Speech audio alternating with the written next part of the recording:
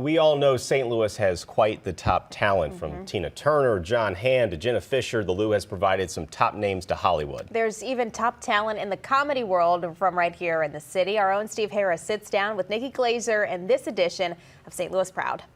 I always tell people, if you ever see someone having a knack for something, let them know, because that one little compliment can turn into a whole career. I would have never, ever pursued stand-up comedy had one person not been like, you're kind of funny, you should do stand-up. That's how it started for Nikki Glaser. I'm Nikki Glaser. The star of TV and stand-up was raised right here in St. Louis.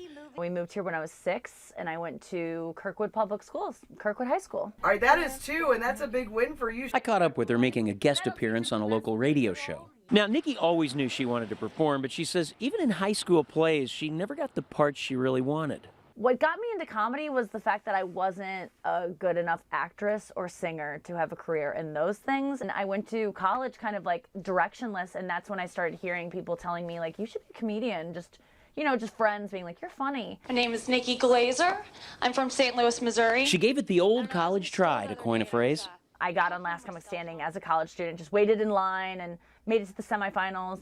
And that was my first like TV thing. Like a month after I did The Tonight Show, which was the biggest moment of my career, I moved back home to St. Louis, you know, poor, like broke. And I lived with my parents and started, you know, just doing stand-up comedy out of their place, driving to gigs in Illinois, in the middle of Wisconsin, just like one-nighter gigs.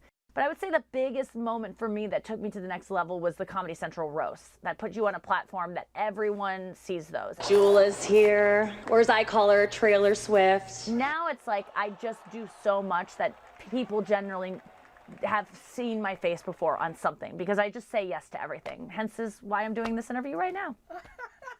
I said yes.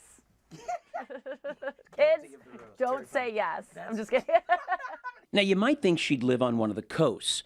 Well, she did, but not anymore. I live in St. Louis now, and it's like my permanent residence, and it's great. Everyone in LA thinks I live in New York. Everyone in New York thinks I live in LA. And when I go to those places, they just think I'm in the other, they don't know I'm in St. Louis, but I'm proud to live in St. Louis. And the Rockets' red glare. And St. Louis is proud of her. She sang the national anthem at the Thanksgiving Day Parade and was given the honor of Grand Marshal. I think I used to want to get out of St. Louis to be like, I want to be famous. I want to make something of myself. And I did, and it's quite empty. And so I'm back here now feeling much more fulfilled and happy in my life than I ever did when I was killing it on the coast. Steve Harris, News 4.